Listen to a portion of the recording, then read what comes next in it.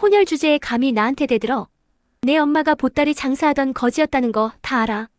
베트남 냄새나는 잡것들이나 상대로 장사하면서 무슨 품위가 있다고 나한테 이래라 저래라야. 내가 아무리 잘난 척 해봤자 넌 그냥 베트남 피 섞인 잡종일 뿐이야. 제 시동생의 아내가 명절날 온 가족이 모인 자리에서 제게 내뱉은 말입니다. 그 순간 시간이 멈춘 것 같았어요. 하지만 제가 무너질 거라고 생각했다면 큰 오산이었죠. 왜냐고요? 저는 세상에서 가장 강인한 여자 바로 제 엄마의 딸이니까요. 안녕하세요. 저는 베트남 어머니의 사랑과 헌신 속에 자란 혼혈 여자입니다. 네, 맞아요. 저는 혼혈입니다. 그리고 그 사실이 부끄럽지 않습니다. 아니, 자랑스럽습니다. 누가 세상에서 제일 존경하는 사람이 누구냐고 물으면 저는 단 1초도 망설이지 않고 우리 엄마라고 말합니다. 한국에 시집와서 남편을 잃고 두 아이를 혼자 키우기 위해 보따리를 메고 거리로 나선 여자. 베트남 사람이라는 이유로 온갖 멸시와 차별을 받으면서도 절대 굴하지 않은 여자. 바로 제 엄마입니다. 그리고 오늘 제가 들려드릴 이야기는 그런 엄마를, 그리고 저를 거지, 잡종이라고 부르며 깔보던 한 여자가 어떻게 처참하게 무너졌는지에 대한 이야기입니다. 정말 통쾌했던 그날의 이야기 지금부터 시작하겠습니다. 제가 4살 때 아빠가 교통사고로 세상을 떠나셨어요. 한국에 시집와서 겨우 6년 한국말도 서툴렀던 엄마는 그야말로 막막했다고 하세요. 민지야, 그때 엄마 정말 무서웠어. 한국말도 잘 못하고 아는 사람도 없고 너희 아빠 가족들은 엄마가 베트남 사람이라고 그냥 안 도와줬단다. 친가에서는 엄마가 외국인이라는 이유로 등을 돌렸어요. 심지어 아빠 장례식 때도 베트남 여자가 우리 아들 잡았다는 소리까지 들었다고 해요. 정부 지원? 그것도 복잡했어요. 엄마는 영주권은 있었지만 국적이 없어서 여러 지원에서 제외됐거든요. 그렇게 엄마는 혼자가 됐어요. 오빠와 저 두 아이를 키우기 위해 엄마가 선택한 건 보따리 장사였습니다. 엄마는 베트남 사람이라는 걸 이용했어요. 안산 대림동 가리봉동. 외국인 노동자들이 모여 사는 곳을 찾아다니며 베트남 식재료와 생활용품을 팔았죠. 동대문에서 떼온 옷도 함께 팔았고요. 추운 겨울에도 더운 여름에도 엄마는 그 무거운 보따리를 메고 공장 앞에서 외국인 노동자 숙소 앞에서 장사를 하셨어요. 가끔은 우리를 데리고 가기도 했어요. 맡길 곳이 없었으니까요. 엄마 보따리에서는 항상 특별한 냄새가 났어요. 베트남 고추, 피시소스, 새 옷 냄새, 땀 냄새, 그리고 엄마 냄새. 그 냄새를 맡으면 지금도 코끝이 찡해집니다. 오빠는 저보다 4살이 많았어요. 초등학교 3학년 때부터 오빠는 학교에서 심한 왕따를 당했습니다.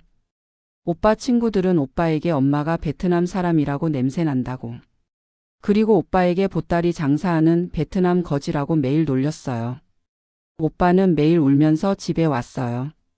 가방에 침을 뱉은 흔적이 있기도 했고 교복이 찢어진 적도 있었죠. 선생님들도 별로 도움이 안 됐어요. 선생님들은 애들이 그럴 수도 있다면서 오빠에게 참으라고 했어요. 그리고는 오빠에게 네가 먼저 친하게 지내려고 노력해보라고 했어요. 엄마는 학교에 몇 번이고 찾아갔어요. 서툰 한국말로 울면서 호소했지만 달라지는 건 없었어요. 오히려 더 심해졌죠. 오히려 오빠 친구들은 엄마의 서툰 한국말을 놀려댔어요. 결국 오빠는 고등학교 2학년 때 한국을 떠났어요. 베트남으로요. 오빠는 한국에서의 삶이 죽을 만큼 힘들어서 외가가 있는 베트남으로 갔어요. 엄마는 매일 울었어요. 아들을 지켜주지 못한 자신을 탓하면서요. 하지만 오빠의 결정을 존중했어요. 베트남 호치민에 계신 외할머니, 외할아버지 댁으로 오빠를 보냈죠. 오빠가 떠나는 날 엄마는 오빠에게 계속 미안하다고 말했어요. 오빠는 엄마를 꼭 안아준 뒤 한국을 떠났어요. 다행히 오빠는 베트남에서 새로운 삶을 찾았어요. 대학도 나오고 지금은 좋은 베트남 여자와 결혼해서 호치민에서 무역회사를 운영하며 잘 살고 있어요. 가끔 영상통화하면 오빠는 웃으면서 말해요. 민지야, 여기 사람들은 나한테 반반이라고 놀리지 않아. 그냥 나를 상으로 봐줘. 여기가 진짜 내 집 같아. 엄마는 정말 악착같이 일했어요. 외국인 노동자들을 찾아다니는 보따리 장사로 시작해서 작은 노점으로 그리고 드디어 조그만 가게를 얻었어요. 제가 중학교 2학년 때였죠. 민지야, 우리 가게 생겼어. 이제 비 맞으면서 장사 안 해도 돼. 라며 엄마가 얼마나 기뻐했는지 몰라요. 10평도 안 되는 작은 가게였지만 엄마한테는 꿈의 궁전이었죠. 베트남 식재료를 전문으로 파는 가게였어요. 그 가게는 점점 커졌어요. 엄마의 성실함과 친절함, 그리고 고향 음식을 그리워하는 외국인들의 입소문이 퍼지면서요. 베트남 사람들뿐만 아니라 태국, 필리핀, 캄보디아 사람들도 찾아왔죠. 제가 대학 졸업할 때쯤 엄마는 조금 더 큰 가게로 이전했어요. 그리고 이름을 붙였죠. 하노이 마트라고요. 제가 엄마에게 엄마는 대단하세요. 어떻게 여기까지 오셨어요? 라며 묻자. 엄마는 민지야, 엄마는 너랑 오빠 때문에 강해졌어. 엄마 포기하면 너희는 어떡하지? 그 생각뿐이었어 라고 대답했어요.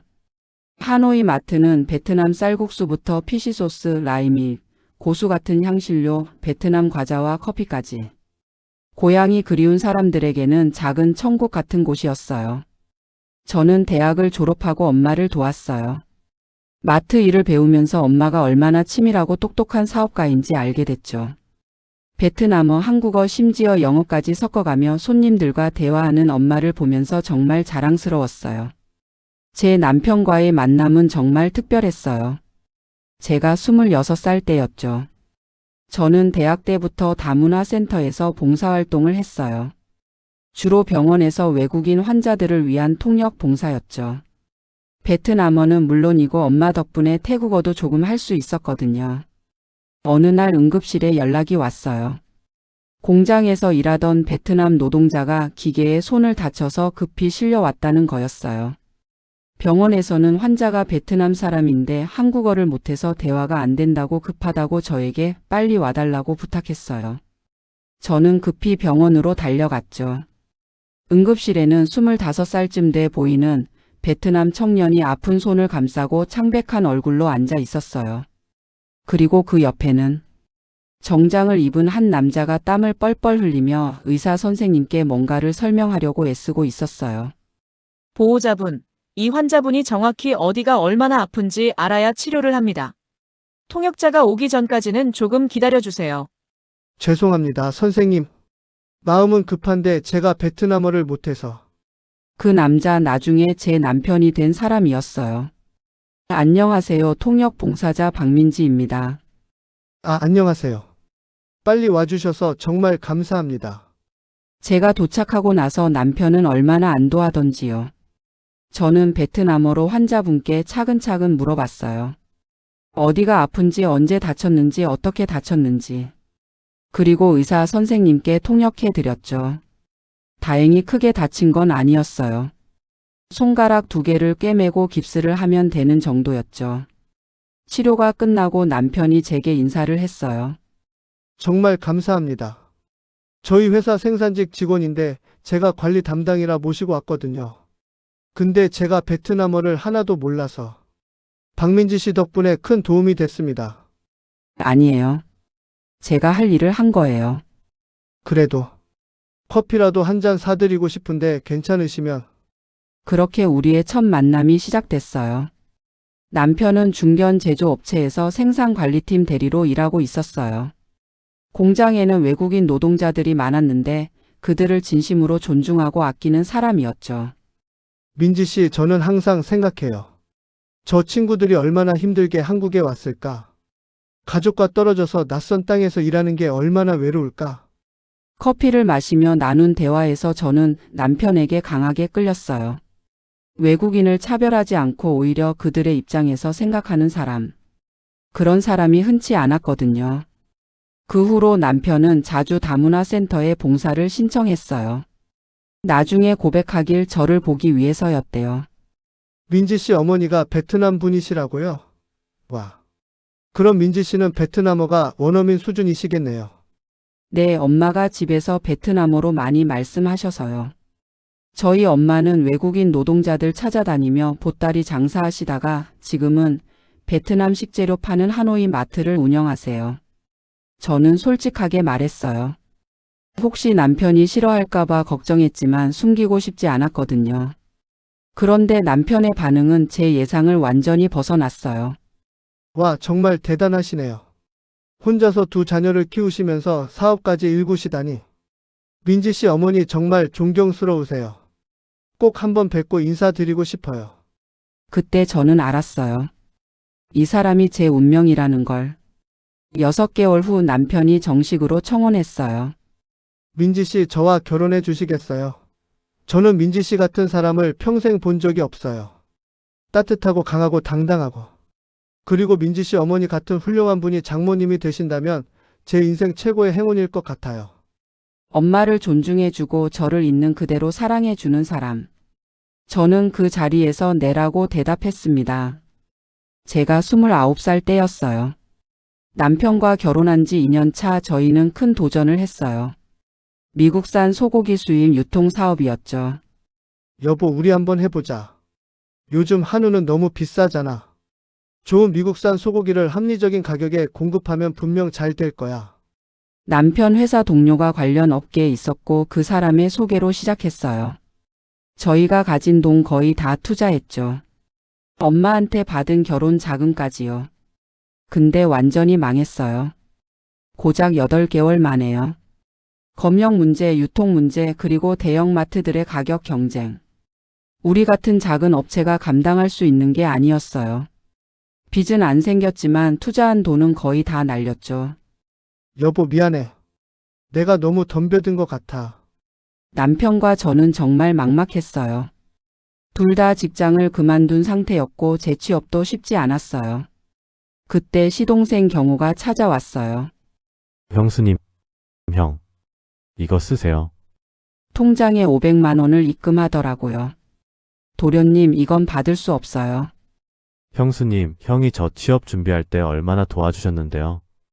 그때 형수님이 고민 상담도 해주시고 정장도 같이 골라주셨잖아요. 이거 피지라고 생각하지 마시고 당장 생활비로 쓰세요. 정말 고마웠어요. 그리고 그때 엄마가 저를 부르셨어요. 민지야. 엄마 마트도 같이 하자. 엄마 이제 나이도 있고 한국말도 아직 완벽하지 않아서 좀 힘들어. 내가 도와주면 우리 마트 더 크게 할 수 있어. 민지야. 엄마는 내가 부끄러워할까봐 걱정했어. 내 친구들 엄마는 다 선생님, 회사원인데 엄마는 외국인 노동자들 찾아다니며 돛다리 장사하다가 베트남 마트 하잖아. 엄마, 무슨 소리예요? 저 엄마 정말 자랑스러워요. 엄마가 얼마나 대단하신데요. 그렇게 저와 남편은 엄마의 하노이 마트를 이어받아 함께 운영하기 시작했어요. 엄마는 베트남 식재료 쪽을 주로 맡으시고 저희는 다른 동남아 식재료와 온라인 판매를 확대했죠. 베트남뿐만 아니라 태국, 필리핀, 캄보디아, 미얀마 식재료까지 취급하기 시작했어요. 외국인 커뮤니티에서 입소문이 나면서 마트는 점점 번창했어요. 일은 힘들었지만 저는 행복했어요. 남편은 회사 생산직 외국인 직원들에게도 우리 마트를 소개해줬고 덕분에 단골 손님들도 많이 늘었죠. 엄마와 함께 그리고 저를 진심으로 존중해주는 남편과 함께 일하면서 엄마의 지혜를 배울 수 있었어요. 제가 결혼한 지 5년 뒤 시동생 도련님이 결혼했어요.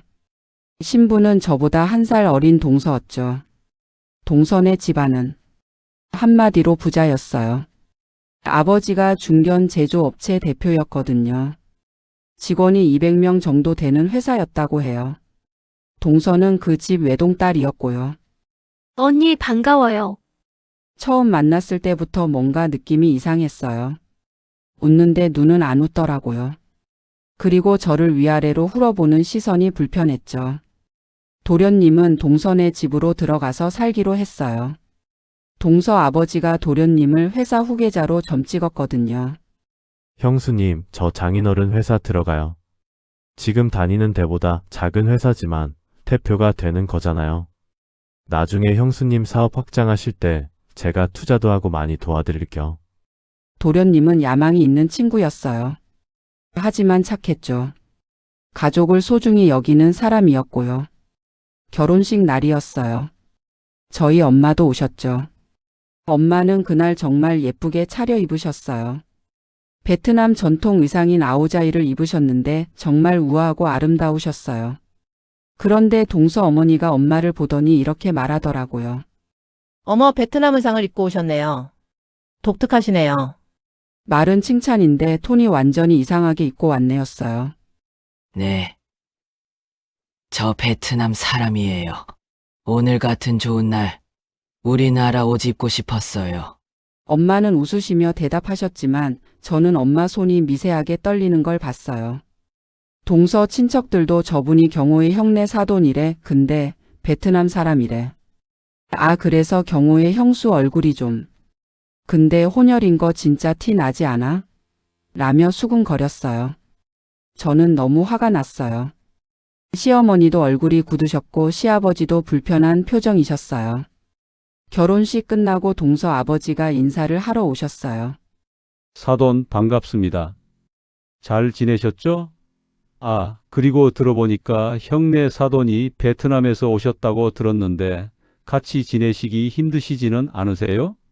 저희는 같은 한국인이라서 편하실 거예요. 그리고는 엄마에게도 말을 거셨어요. 한국에서 사시는 게 힘들지는 않으세요? 아니요. 저 한국 온 지 35년 됐어요. 여기가 제 집이에요. 아, 그래도 말씀이 좀. 아, 아니에요. 제 말은 한국말 정말 잘하신다는 겁니다.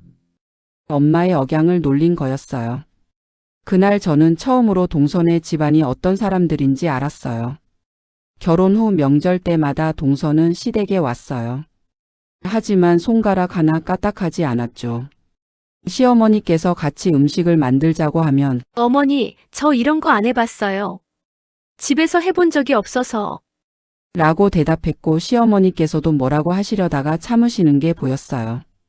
또 시어머니께서 상차림을 같이 하자고 하면 근데 어디에 뭘 놓는 거예요?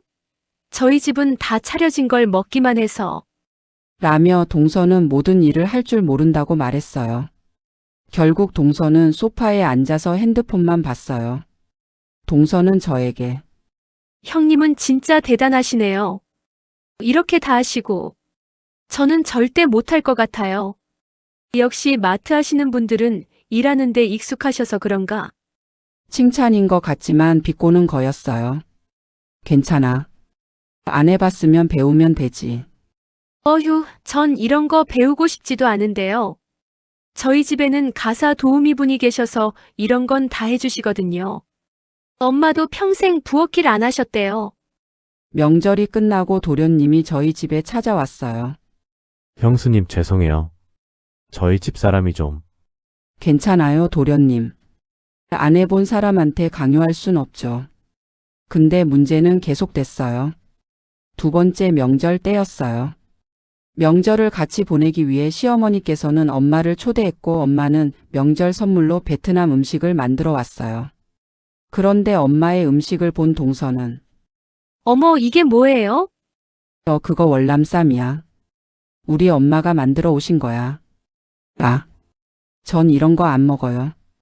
냄새가 좀. 순간 엄마의 얼굴이 굳는 것을 저는 보았어요. 동서 먹어는 보고 그래요. 되게 맛있어요. 아니요, 전 한국 음식만 먹어요. 동남아 음식은 제 입맛에 안 맞거든요. 저희 아빠도 그런 거 절대 안 드시는데 제가 물려받은 것 같아요. 뭐랄까. 입이 고급진 편이라서요.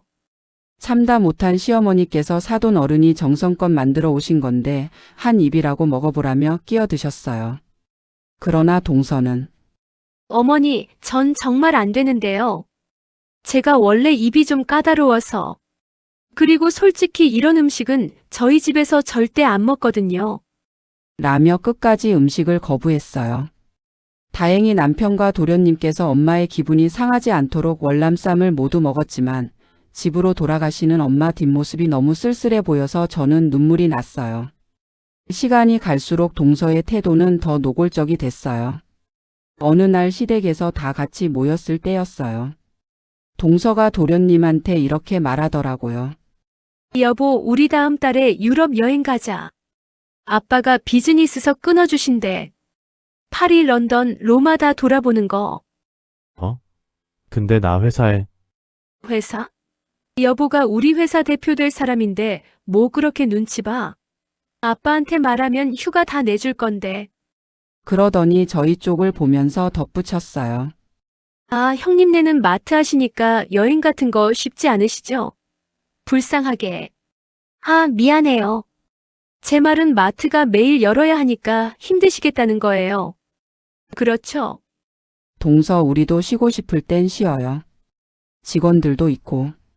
아, 그래도 자영업자는 항상 불안하잖아요. 우리 남편처럼 든든한 대기업. 아니, 중견기업이지만 회사 다니는 것만 못하죠. 특히 형님은 베트남 마트 하시잖아요. 그런 데는 손님도 한정되어 있고. 저는 참았어요. 도련님 입장을 생각해서요. 그런데 그날 저녁 동서는 더 심한 말을 했어요. 우리가 다 같이 저녁을 먹는데 엄마 이야기가 나왔어요. 엄마가 요즘 허리가 안 좋아서 병원에 다니신다는 얘기였죠. 어머, 형님 어머니께서 허리가 안 좋으셔요? 나이 들면 다 그렇죠. 엄마는 시어머니보다 3살이나 어렸어요. 형님 어머니 연세가 어떻게 되시죠? 어머님보다 어리신 걸로 아는데. 어머, 그 나이에 벌써 허리가. 아, 힘든 일 많이 하셔서 그런가 보네요. 보따리 장사하셨다고 들었어요. 그거 엄청 힘들다던데. 그것도 외국인들 따라다니면서 하셨다면서요? 대단하시긴 한데. 뭐랄까 힘드셨겠어요. 그 말투에는 그런 천한 일을 했으니 당연하지라는 뉘앙스가 가득했어요. 동서 우리 엄마 그 일로 저와 오빠 다 키우셨어요.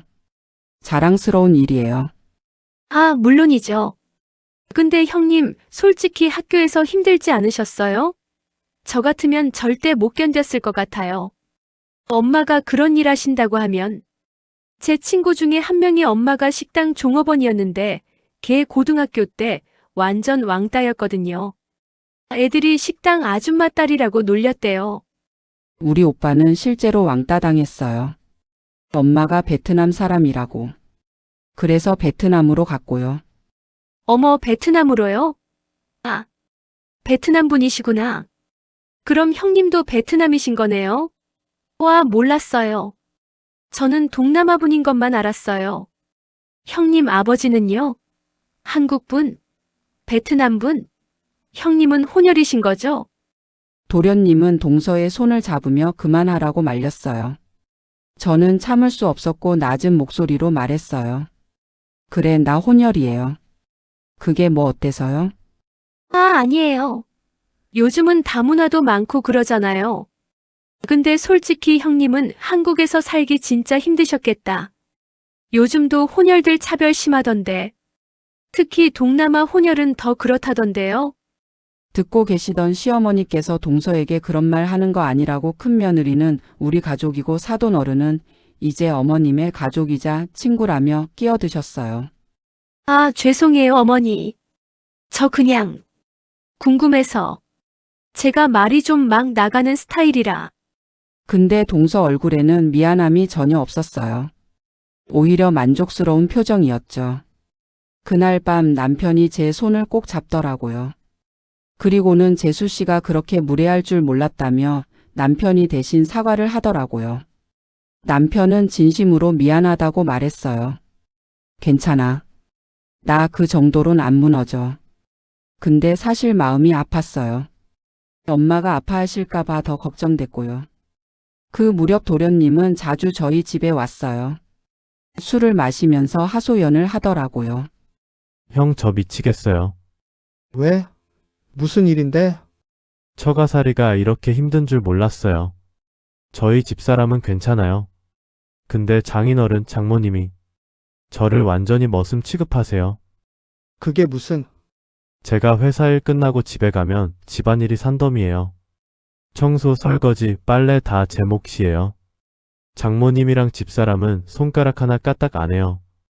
가사 도우미분이 낮에만 오시는데 저녁이랑 밤일은 다 제가 해야 돼요. 그럼 경호야, 너가 가사 도우미 더 고용하라고 하지 그래? 그랬죠. 근데 장인어른이 뭐라는 줄 아세요? 내 회사 물려받을 사람이 그것도 못하면 어떡하냐고. 며느리 온 것도 아니고 사위 온 거면서 당연히 집안일 해야지. 그게 싫으면 나가라고 하시더라고요. 세상에. 그리고 회사에서도 힘들어요. 장인어른이 회사 대표시잖아요. 그런데 저한테 일을 맡겨놓고 제대로 안 되면 직원들 앞에서 소리를 지르세요. 이것도 못하면서 무슨 후계자냐. 내 딸 평생 고생시킬 거냐고요. 도련님은 정말 힘들어 보였어요. 그래도 참아야겠죠? 나중에 회사 물려받으면 그때는 좀 나아지겠죠? 도련님, 그렇게 살면서까지 회사 물려받는 게 행복할 것 같아요. 모르겠어요. 근데 지금 나가면 저 실패자잖아요. 형도 아시잖아요. 저 원래 야망 있는 사람이에요. 제 힘으로 성공하고 싶어요. 경호야, 그게 진짜 내 힘으로 성공하는 거야? 아니면 그냥 처가 힘으로 올라가는 거야? 남편의 말에 도련님은 대답하지 못했어요. 남편과 저는 뭐라고 더 해줄 수가 없었어요. 세 번째 명절이었어요. 그날도 동서는 여전했죠. 명절 음식을 준비하는데 동서는 또 소파에 앉아서 SNS만 하고 있었어요. 지금까지 동서의 행동에 대해 한 번도 말씀이 없으셨던 시아버지께서 동서에게 말씀하셨어요. 세아가, 이번엔 정말 좀 도와줘야 할 것 같은데, 어머니도 이번엔 몸이 안 좋고, 그네기도 해봐야 하고. 아버님, 저 진짜 이런 거 못해요. 어렸을 때부터 안 배워서. 배우면 되지. 결혼했으면 이런 건 당연히 해야지. 아버님, 근데 왜 저만요? 형님 계시잖아요. 형님은 원래 일하는 사람이니까 더 잘하시고. 뭐? 시아버지 목소리가 낮아졌어요. 아니, 형님네는 원래 마트 하시고 그쪽 집안이 그런 일 하시던 집안이잖아요. 형님네 어머니도 보따리 장사하시고. 저는 그런 거 안 하던 집안이라서. 그 순간 시어머니께서 부엌에서 나오셨고 시아버지께서는 어이가 없다는 표정으로 말씀하셨어요.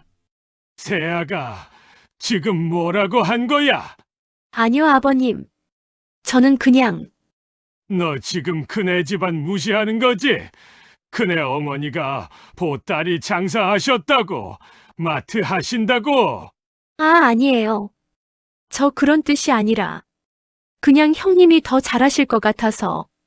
저는 참다 못해 말했어요. 동서, 솔직하게 말해요. 동서는 나를, 우리 엄마를, 우리 집안을 무시하는 거 맞죠? 말 안 해도 알아요. 맨날 하는 말이 베트남이 어쩌고 보따리 장사가 어쩌고 마트가 어쩌고. 우리 엄마가 베트남 사람이라고 내가 혼혈이라고 무시하는 거 맞죠? 형님, 오해예요. 오해? 오해가 아니라 사실이잖아. 동서 입에서 나오는 말 전부 무시와 비하로 가득했었잖아요. 그동안 도련님 생각해서 참았는데 이젠 못 참겠어요. 남편도 거들었어요. 재수 씨, 저도 그동안 많이 참았습니다. 경호 생각해서 계속 참았는데, 근데 이제는 정도가 지나쳤어요. 재수 씨가 저희 아내와 장모님께 지금까지 어떻게 행동했는지 알고 계신가요? 저는 시부모님께서는 저희 부부의 편을 들어주셨고 동서를 꾸짖으셨어요. 도련님이 황급히 동서를 감쌌어요. 죄송합니다. 아버지, 어머니, 제가 집사람 잘 타이르도록 할게요.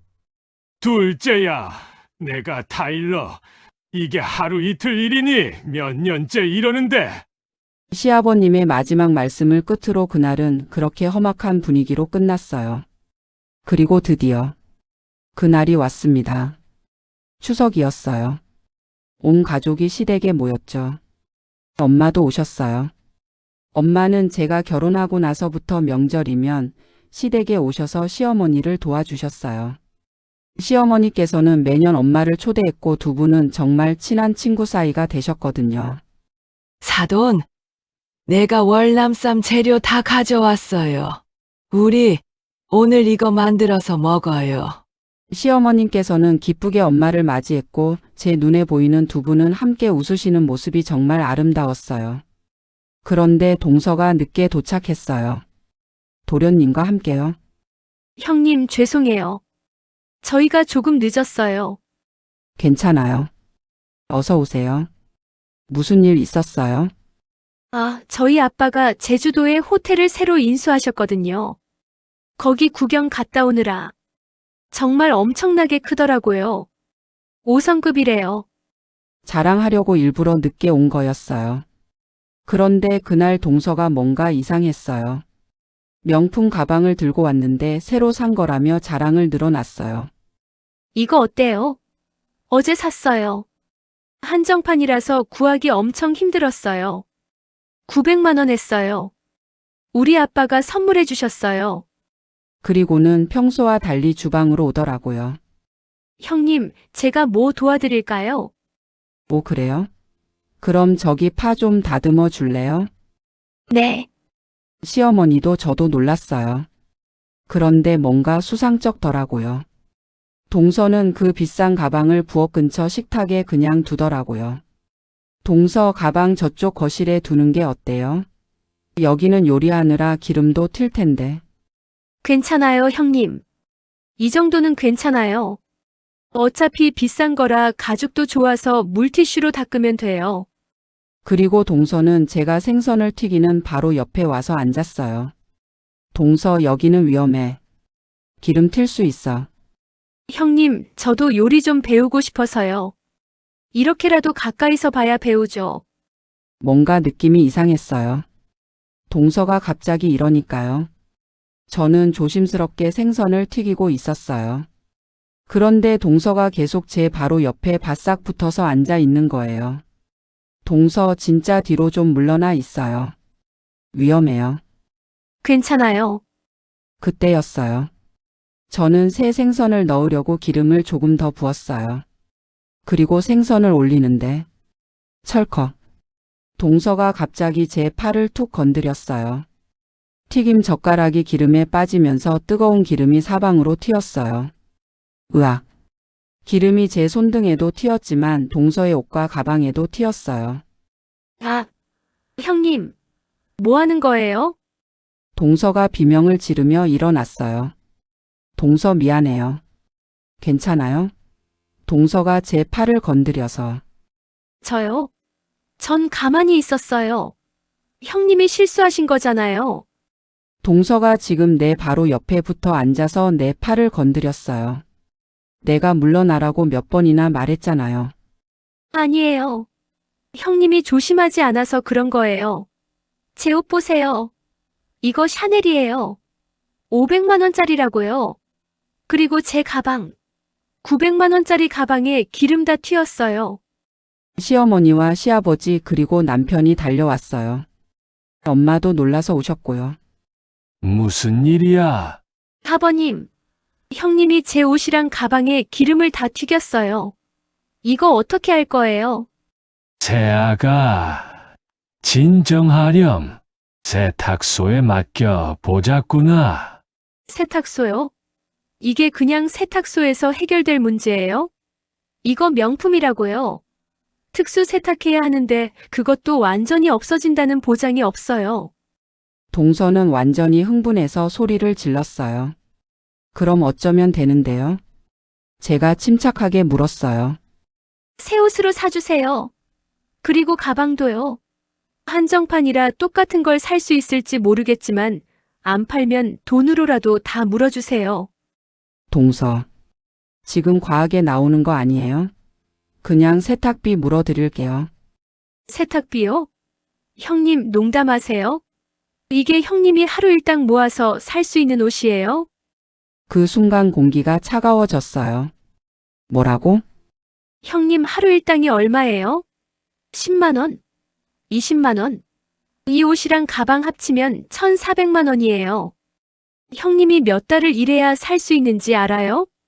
시어머님께서는 동서에게 말이 지나치다며 동서를 말렸어요. 어머니, 저 지금 피해자예요.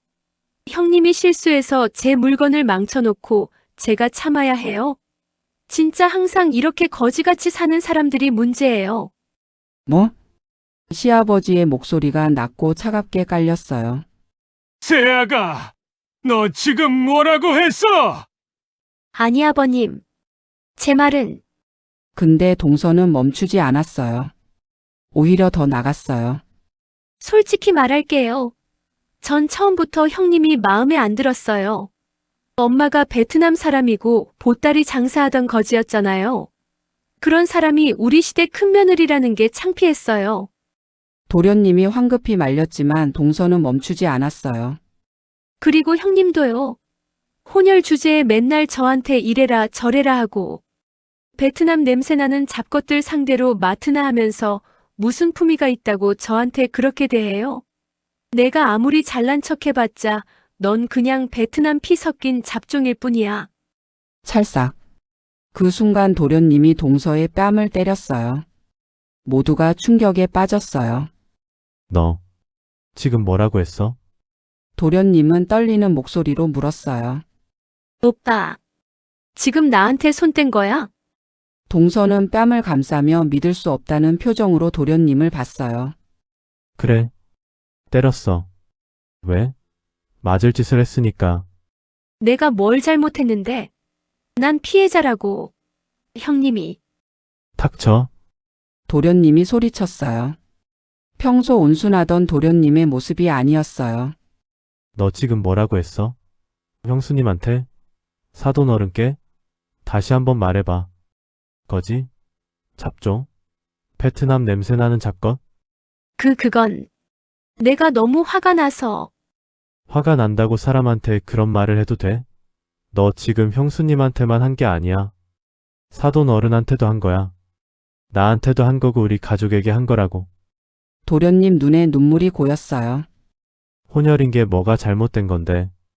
그게 뭐가 잘못됐는데? 형수님이 뭘 잘못했는데? 오빠, 그리고 보따리 장사가 어때서? 마트가 어때서? 사돈 어른께서 혼자서 형수님을 다 키우셨어. 외국인 노동자들 찾아다니면서 무거운 짐 메고 다니면서. 그게 얼마나 힘든 일인데. 도련님은 울면서 말을 이었어요. 넌 평생 손가락 하나 까딱 안 하고 살았잖아. 부모님 돈으로. 근데 감히 평생 일하신 분을 거지라고 불러? 그 분의 피를 받은 형수님을 잡종이라고 불러? 오빠, 저 정말 화가 나서. 화? 너 화난 게 아니야. 너 원래부터 그렇게 생각했잖아. 형수님 무시하고 내 가족을 무시했어. 그때 엄마가 조용히 말씀하셨어요. 사돈 총각. 괜찮아요. 저는 괜찮아요. 어르신, 저는 그런 말 많이 들었어요. 한국 와서 한국에 사는 동안 베트남 사람이라고 보따리 장사한다고 외국인 상대로 장사한다고 좋은 말, 나쁜 말 다 듣고 살았어요. 그래도 저 살았어요. 왜냐면 저에게는 우리 딸과 아들이 있었으니까요. 엄마는 동서를 보셨어요. 지은 씨. 나는 지은 씨가 불쌍해요. 네. 제가요? 지은 씨는 돈은 많지만 마음은 가난해요. 다른 사람 무시하고 깔보고 그렇게 해야 자기가 높아진다고 생각하는 거. 그게 진짜 가난한 거예요. 엄마의 눈에도 눈물이 고였어요. 나는 보따리 장사했어요. 부끄럽지 않아요. 외국인 노동자들 찾아다니며 장사했어요. 부끄럽지 않아요. 왜냐면 그 일로 내 아이들 다 키웠으니까. 내 아이들이 대학 나오고 좋은 사람 만나서 행복하게 살 수 있게 했으니까. 엄마는 동서를 똑바로 보며 말씀하셨어요. 지은 씨, 아버지가 회사 운영해서 돈 많이 벌었죠? 좋아요. 근데 그건 지은 씨가 번 돈 아니에요. 지은 씨는 평생 뭐 했어요? 부모님 돈으로 명품 사고, 여행 다니고, 그게 다예요. 나는 내 손으로 일했어요. 내 땀으로 돈 벌었어요. 그게 훨씬 자랑스러워요. 그 순간 시아버지께서 동서에게 다가갔어요. 세아가, 나도 할 말 있어. 시아버지는 차갑게 웃으셨어요. 나도 평생 시장에서 생선 장사했어. 손에 비늘 냄새, 생선 냄새 가득했지. 세아가 너 같은 애들 보기엔 더러운 일이겠지. 아, 아니에요, 아버님. 근데 그 일로 내 자식들 다 키웠어. 대학 보내고 직장 다니게 했어. 그리고 사돈어른도 보따리 장사로 자식들 키웠어. 우리 둘 다 자랑스러워. 우리 손으로 일해서 자식들 키웠으니까. 시아버지께서는 동서의 옷을 보셨어요. 근데 너 그 500만 원짜리 옷 누가 사준 거야? 내 아빠지. 900만 원짜리 가방도 내 아빠가 사준 거고. 평생 부모 돈으로 산 거 입고 다니면서 자기 손으로 일해서 자식 키운 사람을 거지라고 불러? 뭐 부끄럽지도 않니? 세아가, 너희 집에서 우리 집 가난하다고 무시하는 것 같구나. 우리가 평범한 가정에 생선 장사나 하고 가진 게 없어서 그래서 무시했어. 아버님, 저는 근데 우리는 빚은 없다. 우리 힘으로 집도 사고 자식들 대학도 보냈어. 사돈댁은 너희 집 말이야. 너희 아버지 회사 빚 얼마나 되는지 알아? 동서 얼굴이 하얗게 질렸어요. 너희 아버지 회사 은행 빚이 50억이 넘는다고 들었다. 겉으로는 잘 사는 척하지만 실제로는 자전거 타듯이 돌아가는 회사라고. 그래서 둘째한테 집안일까지 시키면서 혹사시킨 거 아니야. 공짜 일꾼 얻은 거지. 그건 시아버지는 차갑게 웃으셨어요. 우리는 가난해도 떳떳하게 살았다. 근데 너희 집은 어떠니? 빚더미에 앉아서 거칠에만 하면서 남 무시하고 살았지? 누가 더 거지 같은 것 같니? 그때 제가 나섰어요. 제 손목에는 엄마가 제 결혼식 때 선물해 주신 팔찌가 있었어요. 동서 아니 지은 씨. 이거 봐요. 저는 팔찌를 보여줬어요. 이 팔찌 우리 엄마가 제 결혼식 때 사주신 거예요. 엄마가 평생 모은 돈으로요. 명품은 아니에요. 백화점에서 산 거예요. 근데 저한테는 지은 씨가 가진 그 어떤 명품보다 소중해요. 저는 동서를 똑바로 봤어요. 지은 씨는 아빠가 사준 900만 원짜리 가방을 자랑하지만 그게 지은 씨한테 무슨 의미가 있어요? 그냥 비싼 물건일 뿐이잖아요. 근데 이 팔찌는 달라요. 엄마가 얼마나 힘들게 돈을 모았는지, 딸 결혼한다고 얼마나 기뻐하셨는지 그 모든 게 이 안에 담겨 있어요. 이게 진짜 가치 있는 거예요. 저는 동서에게 다가갔어요. 그리고 지은 씨가 뭐라고 하든 전 절대 부끄럽지 않아요. 제 엄마가 베트남 사람인 것도, 제가 혼혈인 것도, 우리 엄마가 보따리 장사하신 것도, 지금 우리가 베트남 마트 하는 것도 하나도 부끄럽지 않아요. 오히려 자랑스러워요. 우리 엄마는 혼자서 두 아이를 키우셨어요. 아무도 도와주지 않는데, 베트남 사람이라고 무시하고 차별하는데, 그래도 포기하지 않으셨어요. 그게 얼마나 대단한 건데요.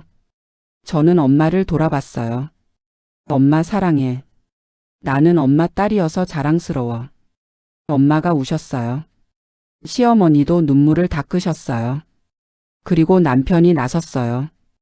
재수 씨, 저는 처음 집사람을 만났을 때 집사람이 장모님 이야기를 하는 걸 들었어요. 베트남에서 오셨고 보따리 장사하시다가 마트를 운영하신다고. 그때 저는 정말 감동받았어요. 남편은 엄마를 보며 말했어요. 장모님, 저는 장모님을 정말 존경합니다. 혼자서 두 자녀를 키우시고 사업까지 일으키시고. 그리고 제가 아는 외국인 직원들도 장모님 마트 정말 좋아해요. 고향 음식을 먹을 수 있어서, 고향 말로 이야기할 수 있어서 얼마나 좋아하는지 몰라요. 남편은 동서를 봤어요. 재수 씨는 그걸 무시하고 비하했지만 장모님은 외국인 노동자들에게 고향 같은 곳을 만들어주신 거예요. 그게 얼마나 대단한 일인데요. 도련님이 다시 말했어요. 형님, 형수님, 정말 죄송해요. 제가 집사람을 제대로 교육하지 못해서. 경호야, 내 잘못 아니야. 아니에요. 제 잘못이에요. 저도 회사 욕심에 눈이 멀어서. 집사람이 형수님한테 사돈 어른께 무례하게 굴어도 제대로 말리지 못했어요. 죄송합니다. 도련님은 동서를 봤어요. 나 이제 못 참겠어. 이혼하자. 뭐라고? 이혼하자고. 너랑은 더 이상 못 살겠어. 오빠, 제발. 내가 잘못했어. 다시는 안 그럴게. 안 돼. 넌 변하지 않아. 처음부터 형수님을, 우리 가족을 무시했잖아. 그게 너의 본 모습이야. 도련님은 단호했어요. 그리고 솔직히 말할게. 나 내 집에서 사는 거 이제 지긋지긋해. 매일 집안일 시키고 회사에서 혹사시키고 너랑 내 부모는 손가락 하나 까딱 안 하면서 나만 부려먹고. 오빠, 처음엔 회사 물려받으려고 참았어. 인정해. 근데 이제 알겠어. 그렇게까지 해서 성공하는 건 의미 없어. 차라리 내 힘으로 다시 시작하는 게 나아. 도련님은 우리 가족을 보며 말했어요. 형, 형수님, 어머니, 아버지. 그동안 제가 너무 한심하게 살았습니다. 욕심에 눈이 멀어서 가족도 지키지 못하고. 정말 죄송합니다. 이제라도 정신 차렸으니 다행이에요. 저희 여자랑 당장 이혼하고 다시 제대로 된 삶을 살겠습니다. 동서가 울면서 도련님을 붙잡았어요. 오빠, 제발. 한 번만 용서해줘. 내가 정말 잘못했어. 다시는 안 그럴게. 오빠, 나라고. 너 지금 뭐가 잘못됐는지도 모르잖아. 넌 형수님한테 사돈 어른께 사과해야 해. 근데 사과할 생각도 없잖아. 그냥 나한테 버림받기 싫어서 우는 거잖아. 도련님 말이 맞았어요. 동서는 끝까지 저와 엄마를 보지 않았어요. 시아버지께서 동서에게 다가갔어요. 아가, 이제 그만 가거라. 아버님, 경호가 저렇게 말하니 나도 너를 이제 며느리로 안 보이는구나. 내 아들을 괴롭히고 내 며느리를 무시하고 내 가족과 친구를 모욕한 사람을 어떻게 며느리로 보겠니? 너는 이제 내 며느리가 아니다. 시아버지께서는 현관 쪽을 가리키셨어요. 아가, 그리고 다시는 오지 마. 아버님, 제발. 시아버지께서는 동서에게 나가라고 소리치셨어요. 결국 동서는 가방도 챙기지 못하고 집을 나갔어요. 동서가 나간 후 집안은 조용해졌어요. 도련님은 그 자리에 주저앉아 울었어요. 죄송합니다. 정말 죄송합니다. 시어머니께서는 도련님에게 다가가 괜찮다며 등을 토닥여 주셨어요. 제가 정말 한심했습니다. 가족들이 얼마나 힘드셨을지 알면서도 제 욕심 때문에.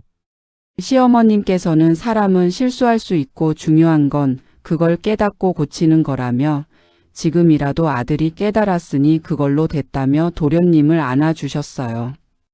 엄마도 조용히 나의 손을 꼭 잡아주셨어요. 엄마가 전해주는 온기 속에는 말하지 않아도 알 수 있는 엄마의 사랑이 들어 있었어요.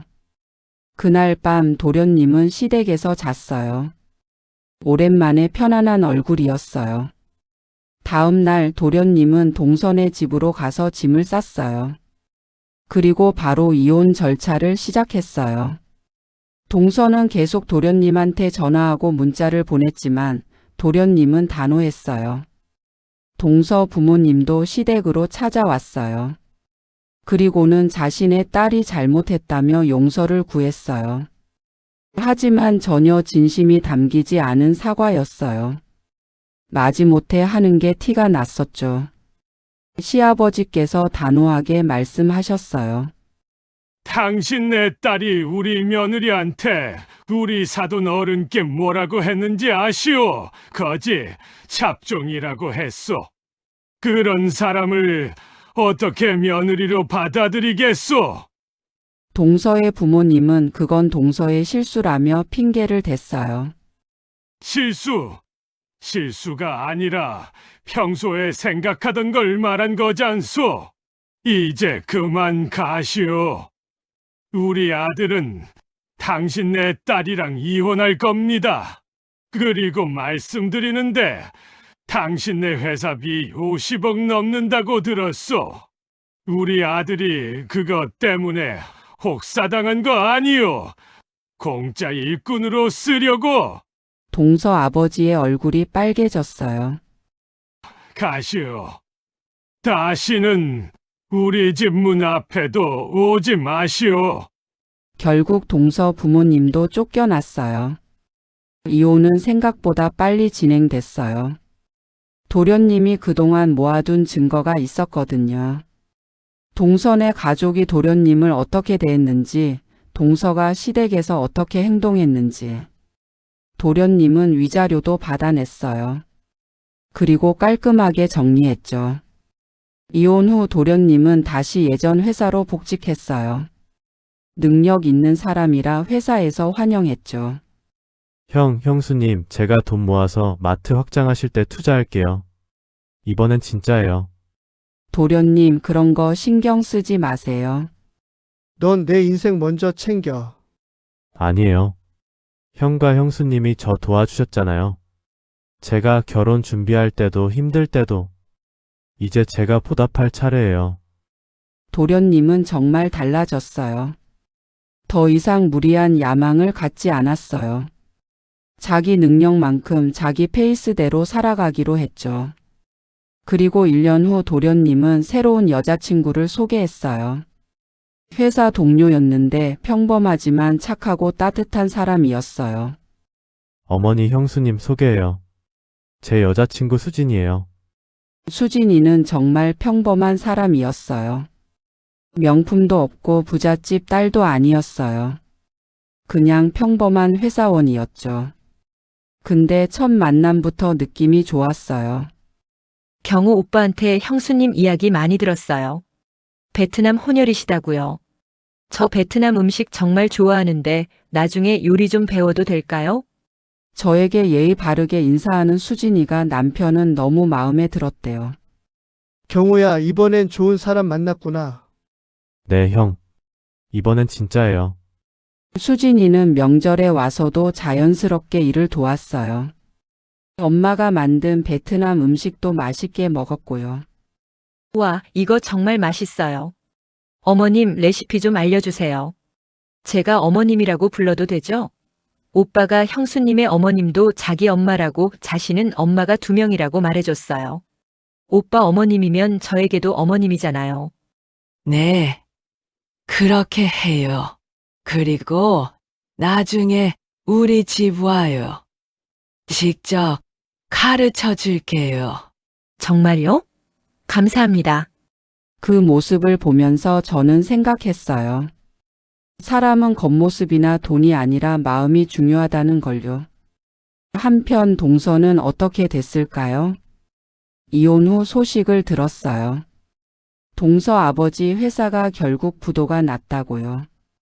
빚이 너무 많았던 거예요. 겉으로만 잘 사는 척하다가 결국 무너진 거죠.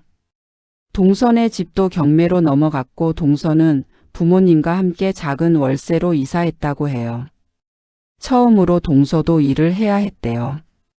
평생 일 한 번 안 해본 사람이요.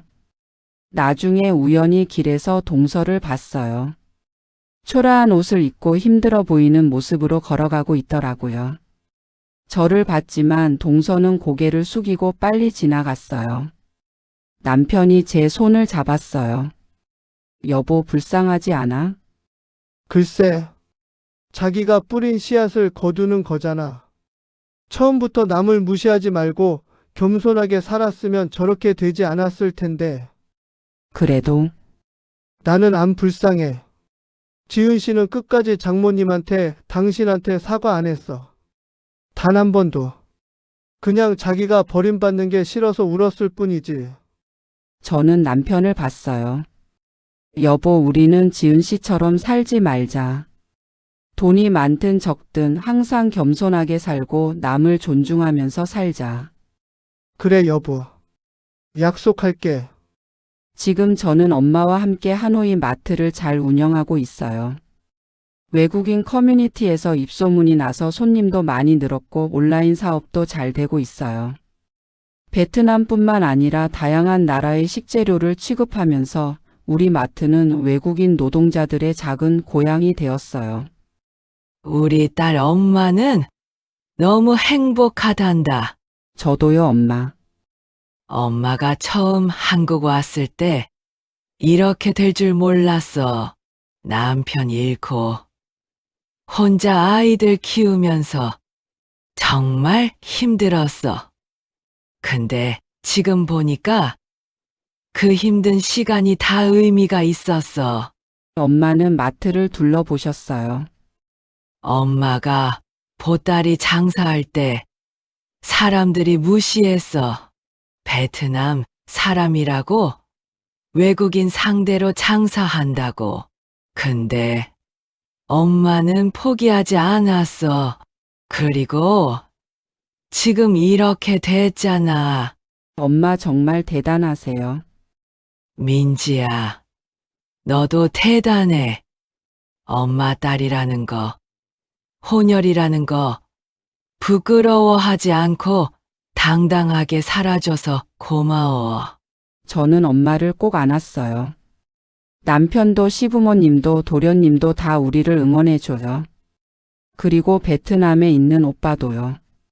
민지야, 나 다음 달에 한국 갈게. 우리 엄마 보러. 그리고 너희 마트도 구경하고. 오빠 진짜? 애들도 데리고 와. 그럼. 우리 애들한테 할머니 고모 보여줘야지. 그리고 한국에서 베트남 음식 파는 할머니 마트가 얼마나 대단한지도 보여주고 싶어. 이제 우리 가족들은 모두 다 행복해요. 동서 같은 사람은 이제 우리 인생에 없어요. 저는 오늘도 마트에서 일하면서 생각해요. 진짜 가치 있는 삶이 뭘까? 돈을 많이 버는 것? 명품을 갖는 것? 대기업에 다니는 것? 아니에요. 진짜 가치 있는 삶은 자기 손으로 일하고 가족을 사랑하고 남을 존중하는 거예요. 우리 엄마처럼요. 엄마는 보따리 장사로 시작해서 마트 사장님이 되셨어요. 하지만 그보다 더 대단한 건 절대 포기하지 않으신 거예요. 베트남 사람이라고 무시받아도 보따리 장사한다고 깔봄을 당해도 엄마는 당당하게 사셨어요. 그리고 그런 엄마 밑에서 자란 저도 이제는 당당해요. 누가 뭐라고 해도 저는 베트남 혼혈이라는 게 자랑스러워요. 여러분은 다문화 가정을 어떻게 생각하시나요?